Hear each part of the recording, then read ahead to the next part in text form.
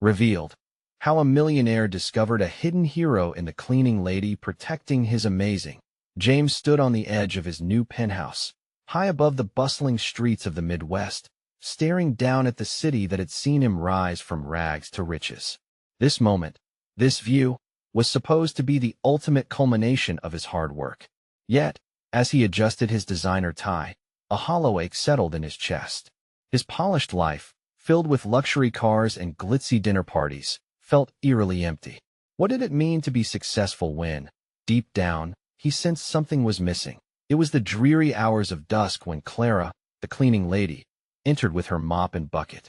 Her presence was understated yet profound amidst the chaos of suits and briefcases. Every night she arrived as the final clients exited, scrubbing the floors and throwing out remnants of yet another busy day. Despite the exhaustion etched on her face, her eyes sparkled with a fierce spirit unbroken by the struggles of life. In the few moments they exchanged, she shared snippets of her world, her dreams for her 2 children, tales from her job at the local diner, and memories of volunteering at a nearby veterans shelter. James found himself silently captivated by her resilience, igniting a flicker of curiosity that threatened to break through his armor of wealth. Then came the storm. Winds howled through the streets, and rain battered the windows of his high-rise. When Clara hurried to him with wild eyes and trembling hands, her voice shook as she spoke of the shelter's ruin. "They're going to need a place," she said breathlessly. "The veterans, they count on it." In that moment, James's heart raced. What had he accomplished if the people in his city were struggling for basic needs? Before he knew it, he was ensnared in a gut-wrenching bureaucratic maze with endless forms and clashing opinions. Red tape surrounded him, creating an exhausting contrast to Clara's fearless fight for her community. The more he delved into her world, the more he realized how far removed he was from the everyday battles of his neighbors. How could he call himself successful when those around him were barely surviving? Just when his hope began to dwindle, Clara brought sunshine back into the room. "We're putting on a fundraiser," she declared one evening, her determination blazing like a wildfire. James watched in awe as she rallied her community, inspiring them to share their stories and unite for a common cause. But when city officials questioned the need for the shelter, he felt the walls closing in. Clara stood tall, unwavering. The stakes were high, and he couldn't help but feel a growing admiration for her. "Before we continue, I need to let you know about something important that's happening. YouTube has been making changes to the system, and many people are losing notifications from channels they follow. If you're enjoying the content, hit that bell and mark all notifications so you don't miss the next videos. And if you can drop a like, it really helps me with reach. Seriously, it makes a difference. Oh, let me know in the comments where you're watching from. I'm always curious to know who's on the other side of the screen. Now let's continue. As the fundraiser approached, every heartbeat echoed with the haunting question: could he rise above his privilege to champion those who were risking everything for one another? James sensed the anxiety building within him, but it was accompanied by something else, a burgeoning hope sparked by Clara's courage. The community was ready to fight, and he knew he had to decide what he would sacrifice to help save not just Clara's shelter, but the very fabric of the city he claimed to love.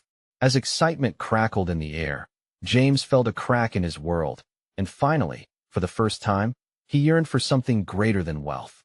The night of the fundraiser arrived, cloaked in electric anticipation. The usually sterile meeting hall was transformed with strings of twinkling lights and colorful banners. Each table, adorned with vibrant centerpieces, buzzed with conversations that peppered the air with hope and resolve. James stood to the side, hidden among the crowd, feeling a rush of conflicting emotions. This event, fueled by Clara's passion, was more than just a fundraiser. It was a lifeline for a community that had weathered storms far darker than the rain that had battered the shelter. As Clara took the stage, her figure stood small yet formidable. The moment she began to speak, a hush fell over the room. Her voice, strong and unwavering, tangled with vulnerability as she told the audience about the veterans, their dreams, and their sacrifices. James felt each word resonate, pulling at the strings of his heart. She painted pictures of struggle but also of perseverance, igniting a spark of urgency within everyone present. For too long, they had all sat in silence. Now, united, They held the power to change lives. This isn't just about a building, Clara emphasized, her voice rising. It's about honoring those who gave everything for us. This community has stood together during hardships, and today, we can be the change they need. The crowd erupted with applause, the sounds blending into a symphony of support. James felt a heat rising in his chest. Clara was igniting something powerful in him, something that had long been stifled by the weight of his wealth. As the night unfolded, James moved through the tables, feeling the buzz of enthusiasm. He listened as families shared why the shelter mattered so much to them. Stories poured out. Some spoke of grandfathers who had fought in wars, others of children growing up in the shadows of sacrifice. It struck him deeply that his own success had remained isolated, a fortress of solitude. When Clara called for donations, a hush fell over the room. James hesitated. He could feel eyes drifting his way, questions lingering in the unspoken space. Who would he be if he didn't step up? Steeling himself, he reached into his pocket, his fingers trembling with the weight of the decision. What good is a mountain of riches if I can't share the wealth? He thought, feeling a sense of resolve wash over him. Without hesitation, he raised his hand. 5,000, he shouted, the amount echoing as people turned, shock mingling with admiration in their eyes. Clara's face lit up like a beacon. The applause that followed shook the very foundation of the hall, and he could see the gratitude sparkling in her eyes. As more donations flowed in, the atmosphere shifted. James felt a bond form, a new chapter unfolding not just for the shelter, but for himself, too. Empowering others filled the empty spaces of his heart, replacing the hollow echo with a growing warmth. For the first time, he didn't feel like just a man among wealth. He felt like a part of something larger, something real. But as the night wore on and donations soared, a flicker of doubt threaded through the crowd. The city officials had promised support, but had yet to deliver. Would this all be enough? James turned to Clara, who was wiping away tears of joy and determination. What if it's not? He whispered, a fear creeping into his heart. Clara looked up, her expression unwavering. Then we keep fighting. Together. As the crowd rallied behind Clara's vision, shadows moved among the edges of the room, whispering doubts that threatened to undermine their progress. James realized that the challenges ahead were only just beginning. How far was he willing to go in this fight? How much was he truly willing to sacrifice for a community that he had barely known until now? The tension in the air sparked anew, wrapping around them like a thundercloud. They were on the edge of something monumental, but it was uncertain what that would look like. The moment of truth loomed closer, and James could feel the weight of it, both thrilling and terrifying him all at once. James felt the energy swirling around him, like the humidity before a storm. The applause still echoed in his ears, but the euphoria was now shadowed by uncertainty. He glanced at Clara, her expression a mix of fierce determination and vulnerability. She had just taken a leap of faith herself, and he could sense that she needed support, a promise that he would stand by her side through whatever came next. As the evening progressed, James watched the crowd with new eyes. The laughter and chatter of strangers felt different now. Each smile carried stories. Each hand raised to donate held a piece of hope.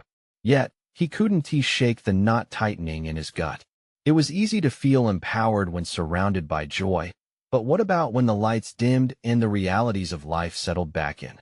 Clara moved to the side, speaking with a few local business owners. Their brows furrowed, and their voices low. He could see concern etched on their faces. He approached, still buzzing from his earlier declaration. "Are we on track?" he asked, trying to project confidence that he didn't fully feel. Clara turned to him, a smile breaking through the worry. "We're doing great." But her gaze shifted to the group of business owners. "They're worried about the city's support. If it doesn't come through, we might fall short." James's heart raced. He had jumped in without fully realizing the implications. $1 million might be enough for a short-term fix, but without a long-term plan, it wouldn't change anything. What had he really committed to?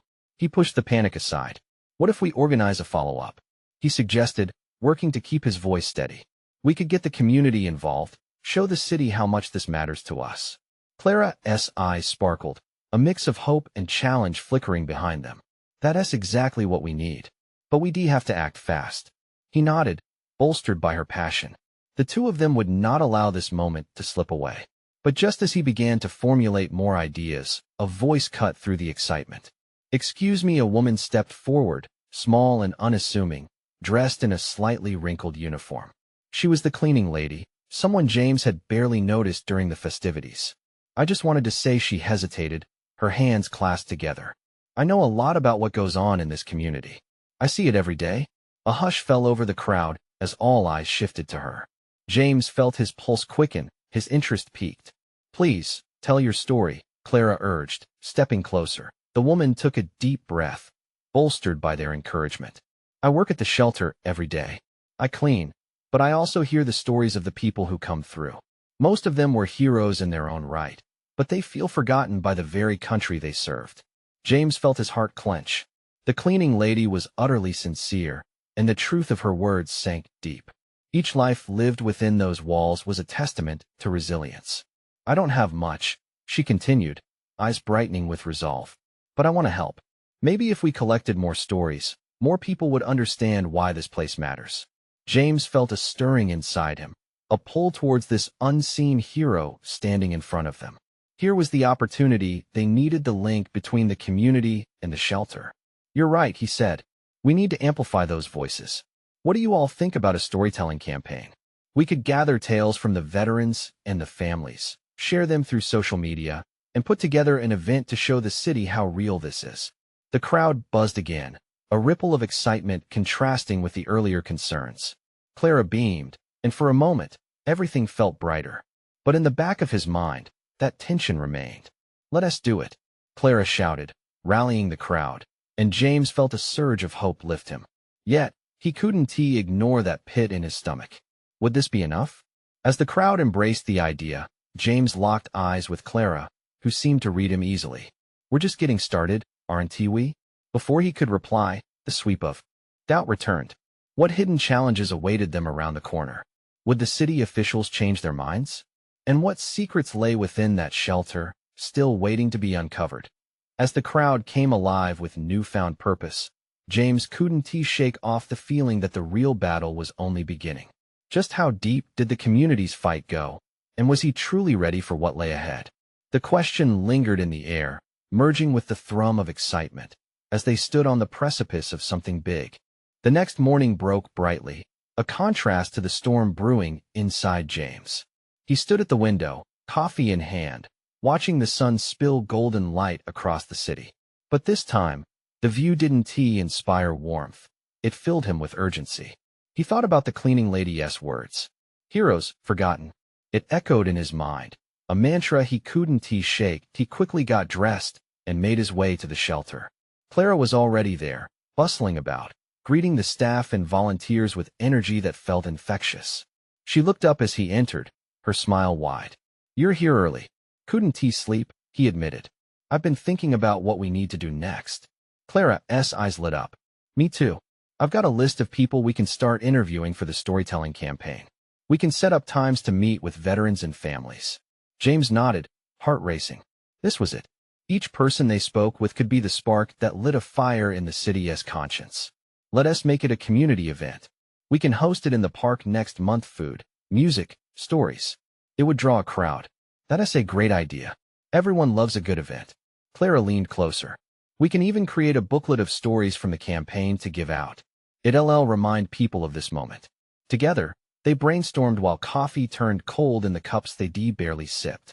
Ideas flew between them, rich and hopeful, feeding off one another's enthusiasm. But as enthusiasm bubbled, doubt gnawed at James. Would this really be enough to sway city officials? Later that day, as they mapped out their plan at a small table in the corner, the cleaning lady arrived, her arms laden with bags. "I brought some old clothes and blankets," she said, placing them gently on the table. "I thought they might help." "Thank you so much. This is exactly what we need," Clara said, her gratitude genuine. James watched, admiration growing for this woman who could have simply walked past but chose to offer what little she could. He sensed she had stories of her own, tales hidden beneath the surface of her everyday life. "We're starting a campaign to collect stories," he said, catching her gaze. "Would you like to share some of yours?" Her brow furrowed slightly, as if contemplating the weight of it all. "Oh, I don't know, I'm just a cleaner. There was a hint of shame, as if belittling her own role. No, that's not true, James countered quickly. You see this community through a lens we don't. Your voice matters. Clara nodded vigorously. You can bring perspective that others wouldn't understand. We need that. The cleaning lady bit her lip, her thoughts visibly tumbling in her mind. Okay, she finally said, taking a deep breath. But I'll need time to think about what I want to say. Of course, James replied, a sense of relief washing over him. Each of them was struggling with doubts. Yet here they were, standing together, ready to forge something bigger than themselves. As the afternoon faded into early evening, James realized it was time to act. He reached out to the local press, sharing ideas about the storytelling campaign. The response was tepid at first. Still, he refused to let discouragement creep in. He called old contacts, rallied potential sponsors, doing everything he could to gather support. Days turned into weeks, and as the campaign began to take shape, James saw glimpses of possibility. But there was still an underlying tension, a storm waiting to break. He couldn't shake the fear that the city might dismiss their efforts. James, Clara said one evening as they stacked chairs after a community meeting. What if I told you the city officials are coming next week? To listen, to see what we've created? This is our chance. His stomach dropped. What if they don't see it like we do? Then we make them see it, she responded, fierce and unyielding. We can't let fear stop us now. He managed to smile, but doubt still lingered. The pressure was mounting. Would they truly be prepared for such scrutiny? As they locked up and stepped into the darkening street, James couldn't shake the feeling that the real test was approaching. Would they rise to the occasion or crumble under the weight of expectations? With the city officials poised to witness their efforts, everything rested on those moments ahead. What awaited them was unpredictable, and as they walked into the night, James knew they were on the edge of something monumental. Would they be ready for what the city had to say? The day of the city officials' visit arrived with a palpable tension in the air. James paced the floor of the shelter, unable to settle his nerves. Clara was busy setting up chairs in the community room, her vibrant energy somehow illuminating the space. She glanced towards him, her eyes filled with determination. It's going to be fine, James.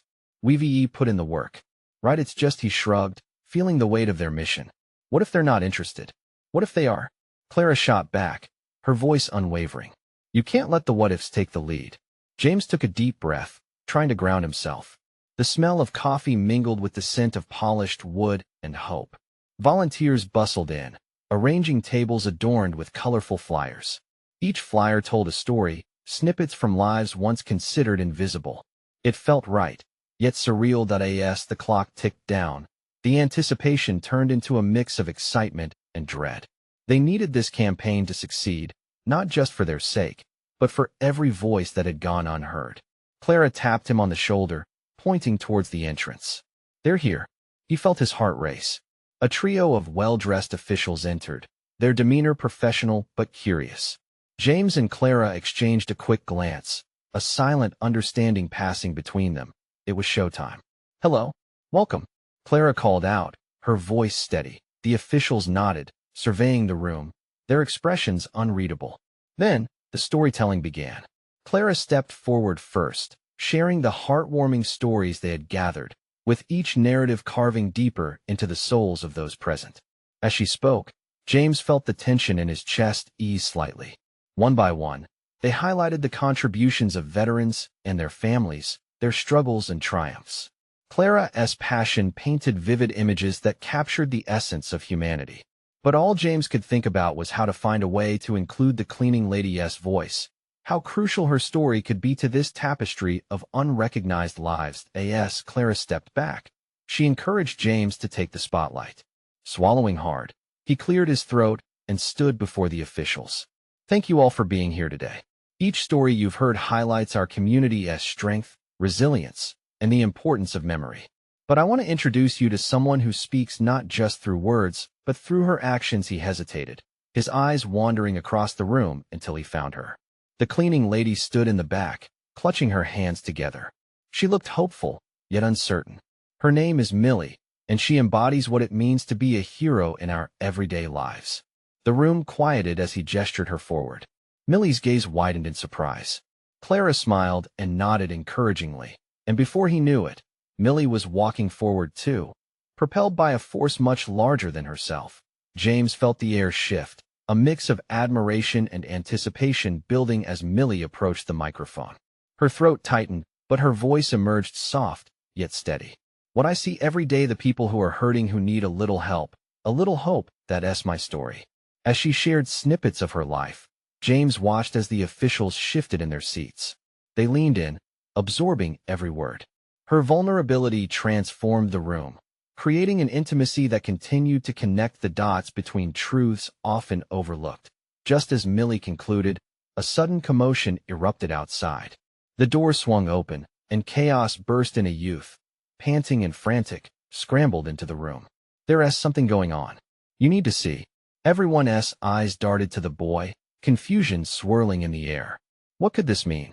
Filled with dread, James felt the atmosphere morph into something uncertain again.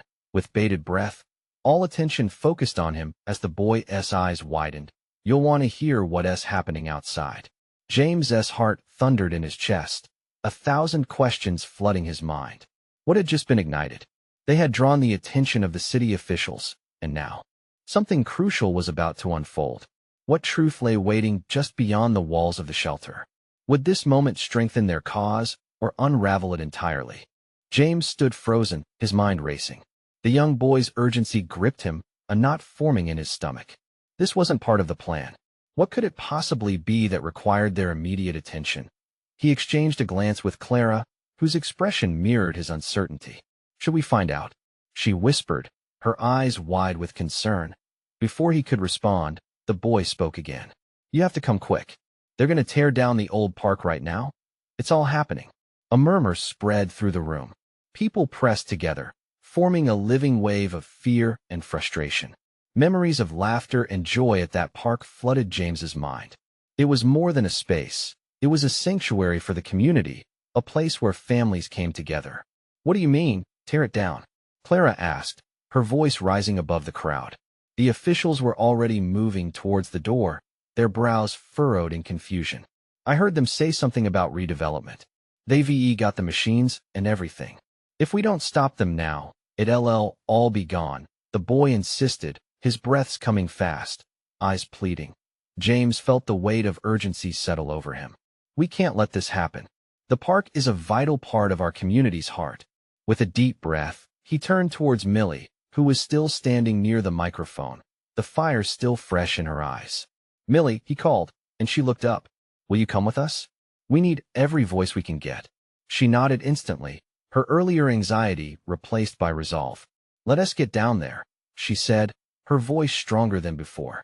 Together, they bolstered the others, rounding up volunteers and supporters, each of them tethered by a common purpose. As they spilled out of the shelter, the world outside felt charged with an electric energy.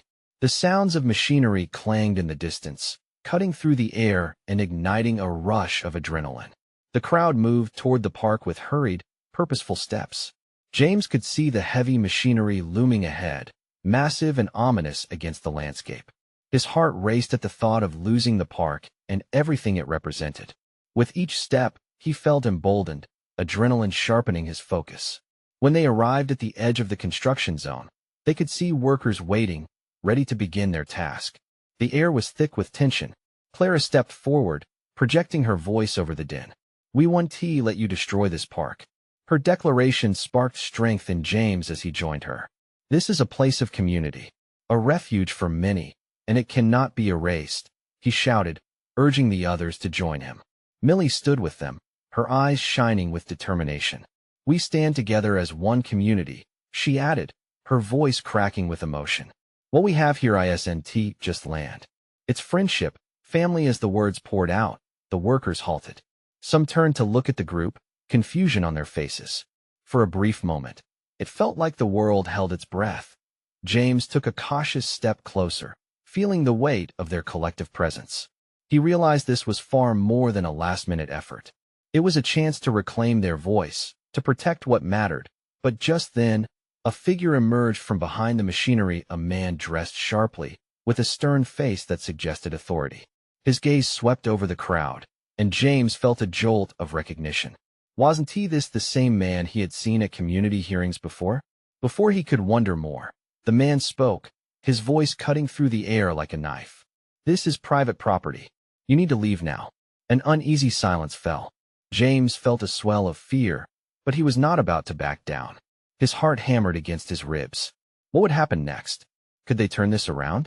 Pulses raced through the crowd, eyes locked on that single figure who had the power to change it all. What truth would emerge from this confrontation? And would it be enough? James could feel the tension in the air, thick enough to cut with a knife. He glanced at Clara, who stood resolute beside him, fists clenched tightly at her sides. Millie looked ready to take on the world, her fire igniting a flicker of hope within him. As the man's words echoed, uncertain murmurs rippled through the crowd. The man softened his tone slightly.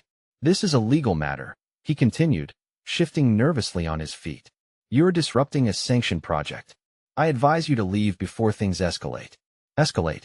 James echoed, his voice laced with disbelief. You're about to obliterate a cherished space for families and children in our community. How can this be legal? The man opened his mouth to retort, but faltered, the flicker of uncertainty in his eyes betraying him. Silence settled, heavy and charged, while the onlookers shifted, forming a united front against the machinery. Come on. A voice called from the back, rallying momentum within the crowd. It's our right to be heard. We will not let this happen. With each shout, James felt the weight of his purpose crystallize. This wasn't solely about the park. It was about their community, their voices echoing together in defiance of the looming threat. We are not leaving, Clara said firmly, stepping out from the group. You need to listen to us.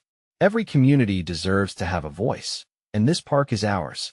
The crowd murmured, the energy shifting dramatically. As they stood together, hands clasped and hearts pounding, they became a force, a living entity that breathed life into their mission. James glanced again at the man, searching for any hint of compassion in his hardened features. You have a chance to do the right thing, he said, his voice softer but still unwavering. Help us preserve this space. You have the power to change lives. The man hesitated, clearly torn between duty and conscience. But the moment didn't last. You're too late, he growled, an edge creeping back into his tone. The decision has already been made. Now move along. James's gut twisted, anger bubbling to the surface. But it wasn't just anger. It was a profound sadness at the thought of losing their haven. He stood firm, unwilling to let despair overtake him. Please, think about what you're taking from us. This is about families, memories, and love, not just a plot of land. The crowd surged behind him, emboldened by his words. People raised their fists, began chanting, their voices intertwining into a rallying cry that echoed through the air. Save the park! Save the park! It felt alive with movement and determination. Just as the man watched, possibly reconsidering his stance, a flurry of sirens cut through the noise. The crowd froze momentarily. Panic flashed in some eyes as police vehicles screeched to a halt nearby. Clara's expression morphed from determination to dread. What now? She whispered, her voice barely audible over the growing chaos. Stay together, James commanded, his heart racing once again. No matter what happens, don't break. We'll face this together. As officers emerged, some approached the crowd with a calm demeanor while others showed a readiness for confrontation. The situation felt precarious. People of the community. One officer called out, his voice firm. You need to disperse peacefully. We're here to maintain order. An ominous tension filled the air as James's mind raced through possibilities. He glanced at the crowd, uncertainty mirrored in their eyes. Would this end in confrontation, or could they still find a way out? The stakes had become sharper, more intense, and James knew that whatever happened next could change everything. Would they stand strong as a community or collapse under pressure? And as the police advanced, one question loomed large in his mind. Would they protect what was theirs against an unjust force? The crowd was electric, charged with a mix of fear and resolve. James felt a knot tightening in his stomach as the police officers moved closer, steady and watchful. He could see the uncertainty in the eyes of his neighbors. This was their home, their lives on the line. Clara's hand found his, her grip reassuring yet filled with urgency. Don't let them intimidate you, Clara called out, her voice rallying like a beacon in the gathering storm. "This is our moment." "Yeah," Millie shouted from the front, her face lit with determination. "We want T back down." As the officers advanced, some took positions near the machinery, ensuring no one would approach, while others formed a line before the crowd. The tension in the air thickened, a heavy blanket stretching over them all. James took a deep breath. Drawing on the spirit he felt swirling among them. One officer stepped forward, his stance firm but not aggressive. "We're here to ensure everyone's safety. If you all don't move along, we'll have to take further action." No one moved. If anything, the crowd's resolve strengthened. James glanced around to see nods and mouthed affirmations all around him. They were unified, a single heartbeat thrumming in opposition to the steel and concrete before them. "What about our safety?" James shouted back, his voice rising above the murmurs. "You're protecting nothing but the interests of developers who don't care about our community. We need this park." A murmur of agreement rippled through the crowd, gaining momentum. The officer seemed taken aback, and uncertainty flickered across his face. James saw his chance. This is about more than just a park. It's our children playing, our families gathering, our lives intertwined here. What are you doing to protect that? For a moment, the officer hesitated, probably grappling with the weight of their collective plea. Just then, a child's voice piped up, cutting through the tension. "Mommy, is the park going to go away?" It was a little girl, clutching a stuffed animal tightly. Her innocent question made the atmosphere shift, ripping through the hardened fronts of the grown-ups. Clara knelt beside her. "No, sweetheart.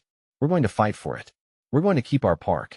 The crowd responded, a wave of voices rising. "Keep our park. Keep our park."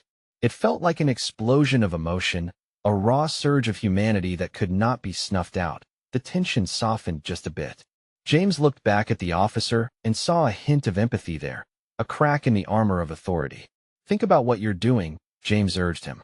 "You can choose to protect us or uphold a decision that harms our community. We just want a fair chance." With each heartbeat, the urgency escalated. But before the officer could respond, another voice broke through the chaos. "What is happening here?" It was a woman, her voice striking with power and authority. She was dressed in business attire, a distinct contrast to the everyday folks standing beside James. Heads turned to her, curiosity mingling with wariness. James squinted, trying to decipher her expression. She had an air of command that drew attention and possibly a glimmer of hope. "This is unacceptable," she continued, as she stepped closer. "What is going on?" As the crowd collectively looked toward her, James felt a flicker of something. Was it hope? Who was she, and could she potentially be their ally? In that moment, a thought struck him. This could be the turning point, the voice they'd been waiting for. But would she understand their plight? With the weight of uncertainty hanging uncomfortably in the air, James's heart raced. Who was this woman, and could she tip the scales in their favor as the tension reached a fever pitch? The woman stepped forward, her heels clicking against the asphalt as she cut through the crowd, her presence palpable. James could see now the determination etched in her features, the kind of woman who didn't take no for an answer. He swallowed hard, trying to catch her gaze, searching for any sign that she might understand them. "My name is Alex," she announced, the crowd leaning in closer, drawn to the bold energy radiating from her. "I work with the city council, and I was not aware of this situation until I arrived." James felt a mix of excitement and skepticism. Would this be real help, or just another empty promise? His mind raced with possibilities. "And I think we should hear what you all have to say," she continued, glancing around at the anxious faces. "You've got a clear passion for this park. Talk to me. What does it mean to you? What do we stand to lose?" The crowd buzzed with murmurs, some people eager to share their stories, and others uncertain about putting themselves forward. Clara squeezed James's hand tighter, her eyes wide with anticipation. "We've played here since we were kids," Millie spoke up again, her voice steady. "This park isn't just grass and benches. It's where families come together. Birthdays, picnics, all the memories bound up in the swings and that old oak tree." A murmur of agreement rippled through the crowd, and James could see the officer's stance shift slightly, if only the slightest. They were making an impact, creating a ripple in the air thick with tension. Alex nodded, taking it all in. "I understand," she said, her voice calm but urgent. echoing the thoughts swirling in everyone's hearts. And I agree, the park deserves a fair chance. But we have to find a way to make our voices heard, to bring those concerns to the right people. James felt a flicker of hope, yet skepticism remained close. How? The developers want to listen to us.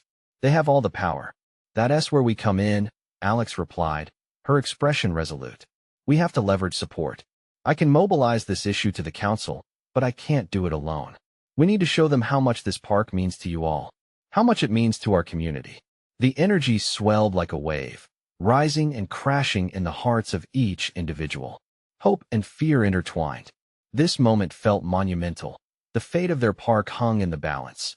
Yet here was a potential ally who could amplify their voice. Will you help us? James found himself asking, his tone earnest and raw. Will you fight for us? Absolutely, Alex said, her gaze piercing through the doubts in the crowd. But it's going to take every one of you. It's not just a fight for a park. It's a fight for your neighborhood, your children's future. As she spoke, James noticed the change in the atmosphere. Something was awakening within them, igniting small flickers of courage. Inspired faces began to gather, people exchanging determined glances. Let us organize a rally, Clara exclaimed suddenly. We could tell our story, reach out to the media, make it impossible to ignore us. Great idea, Millie added, her excitement contagious. The crowd erupted in cheers, the sound blending into a chorus of voices echoing through the streets. James's heart raced anew. Could they really do this? But just as the thrill built to a fever pitch, a sharp voice broke through the noise, stronger than before. You think the LL let a bunch of locals stop construction? You're dreaming. James turned to see a familiar face lurking at the back of the crowd. It was Vince, a local businessman known for his connection with the developers. The crowd turned silent, tension bleeding back into the air. Who do you think you are? James shot back, fists clenching at his sides. I'm someone who knows how the game works. Vince smirked, stepping forward with confidence. And there's more at play here than you realize. As insults and tensions flared, James sensed the stakes couldn't be higher. With everything on the line, they had to act fast. Could Alex truly be the key to their success? Or were they merely standing at the precipice, ready to tumble into despair? With a pounding heart, James looked to Alex and the crowd. Was this the moment they would finally unite for good? The tension crackled like static electricity, each face lit by a mix of determination and doubt. James squared his shoulders, unwilling to let Vince's taunts obliterate the hope blooming in the crowd. We're not giving up, he shouted, his voice carrying the weight of everyone's resolve. Not now, not ever. Millie stepped forward, emboldened by the rallying spirit. This isn't just about us, it's our children who play here, our loved ones who have memories tied to this park. Her words rang out, a harmonious echo of shared sentiment. Children laughed nearby, and the warmth of community flourished. Vince rolled his eyes. Sentiment 1T protect your park from development. Money talks, and the city has already made its choice. His smugness infuriated James, driving the fire of purpose inside him even stronger. No, we will show them that our voices matter. Alex interjected, turning to the crowd. We have to rally together, let the media know our story, push the council to listen. This is more than a park. This is about our identity. At her words, energy buzzed through the group. James felt a shift. Hope surged like a wave, and with a nod to Clara, they began planning their next steps. The community would not cower before power. They would fight. Ideas flooded in a rally, inviting local media, even organizing a petition. Hours seemed to drift by as they brainstormed. Strategies tangled with passion, voices overlapping, but purpose remained clear. As dusk settled, the park shimmered under the streetlights like a beacon of resilience. The heart of their community pulsed strong, fueled by newfound camaraderie. As James looked around, he felt a warmth growing inside unlike anything he had ever experienced amidst his wealth. This was empowerment, connection, and purpose. Clara's eyes met his, her grin radiant, and James couldn't help but smile back as the realization washed over him. We've got this. We do it together, he said, speaking to the collective spirit that had forged amongst them. Days passed in a whirlwind of activity. Flyers plastered community boards, social media posts went viral, stories were shared, and support from neighboring towns began to pour in. Each story, each voice, built momentum that skyrocketed their campaign to heights previously unimagined. Community pride radiated as they organized a rally in the park. On the day of the event, the skies blazed bright and clear. Hundreds gathered, their smiles mixed with determination as their message spread like light, "Save our park." Banners waved in the air, chants dashed through the crowd, melding people into one unstoppable force. Children dashed about, laughing, the spirit of joy palpable. The city officials, taken aback by the sheer volume of support, were invited to partake in the event. An undeniable presence hung in the air, suffusing the gathering with energy and hope. James felt brows furrow and hearts soften as the collective essence of their community resonated. Then it happened. Just as the sun began to set, casting golden hues across the park, Alex took the stage. Her powerful voice resonated as she detailed the importance of the park, reminding everyone why their fight mattered. Millie stood beside her, sharing her story, the stories of the veterans and families, their lives bursting with emotion. Each word painted a picture, igniting empathy in the listeners. As the momentum reached its peak, an unexpected figure emerged from the crowd, the man James recognized from before the city official. The crowd quieted, anticipation lacing the air. "Excuse me," he began, though James noted the hesitance in his voice. "We've seen your letters, your social media posts. We're listening." Hope raced through James's veins. Could it be? The official continued. "We need to clarify that no final decision has been made regarding the park. Your voices are strong, and this community has brought something to our attention. We want to explore a way to seek community investment together." Cheers erupted. James felt the spirit rise, a tide of voices lifting higher, wrapped in collective triumph. Clara squeezed his hand, their joy palpable. They had risen, transformed through their fight for someone else's voice. And their OWNAS the crowd celebrated. James stood back, taking in the moment. The joy in their eyes matched the deep transformation he felt within himself. He discovered true wealth isn't just about financial gain. It's about connection, compassion, and the collective strength of a community united for a common cause. In that park, amid shouts of joy and camaraderie, James finally understood what it meant to be part of a community, to be a caretaker of shared dreams. Millie's eyes sparkled with pride, Clara radiated hope, and all around him lingered a melody of stories finally being shared. As night fell, James looked at Clara and Millie, their gestures a perfect blend of fierce love and hope for the future. "This is just the beginning, isn't it?" he said, heart swelling with promise. Clara nodded, determination shining. "Let us keep fighting for what we believe in." And just like that, they transformed into champions of their community, spreading light against any storm that threatened to darken their path. Subscribe immediately to the channel to not miss the next exclusive stories. Leave a like now to feed the algorithm. Comment your reactions and feelings about the ending. Share instantly this video with at least 5 friends who need to see this transformation. This is the moment to show your support. Don't wait, not even one more second to share. Only true fans understand the importance of backing the channel through these actions.